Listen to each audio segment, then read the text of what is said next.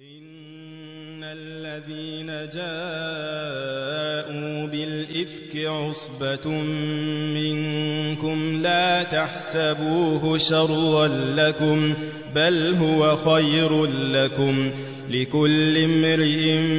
منهم ما اكتسب من الإثم والذي تولى كبره منهم له عذاب عظيم لولا إذ سمعتموه ظن المؤمنون والمؤمنات بأنفسهم خيرا وقالوا هذا إفك مبين لولا جاءوا عليه بأربعة شهداء فإذ لم يأتوا بالشهداء فأولئك عند الله هم الكاذبون ولولا فضل الله عليكم ورحمته في الدنيا والآخرة لمسكم فيما أفضتم فيه عذاب عظيم إذ تلقونه بألسنتكم وتقولون بأفواهكم ما ليس لكم به علم وتحسبونه هينا وهو عند الله عظيم ولولا إذ سمعتموه قلتم ما يكون لنا أن نتكلم بهذا سبحانك هذا بهتان عظيم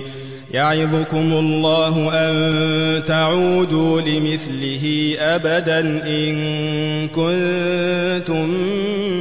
مؤمنين ويبين الله لكم الآيات والله عليم حكيم إن الذين يحبون أن تشيع الفاحشة في الذين آمنوا لهم عذاب أليم في الدنيا والآخرة والله يعلم وأنتم لا تعلمون ولولا فضل الله عليكم ورحمته وأن الله رؤوف رحيم يا أيها الذين آمنوا لا تتبعوا خطوات الشيطان ومن يتبع خطوات الشيطان فإنه يأمر بالفحشاء والمنكر ولولا فضل الله عليكم ورحمته ما زكى منكم من أحد أبدا ولكن الله يزكي من يشاء والله سميع عليم ولا يأتل أولو الفضل منكم والسعة أن يؤتوا أولي القربى والمساكين والمهاجرين في سبيل الله وليعفوا وليصفحوا ألا تحبون أن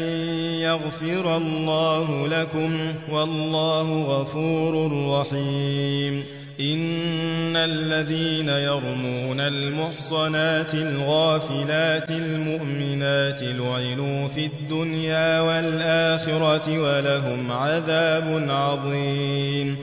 يوم تشهد عليهم ألسنتهم وأيديهم وأرجلهم بما كانوا يعملون يومئذ يوفيهم الله دينهم الحق ويعلمون أن الله هو الحق المبين الخبيثات للخبيثين والخبيثون للخبيثات والطيبات للطيبين والطيبون للطيبات أولئك مبرؤون مما يقولون لهم مغفرة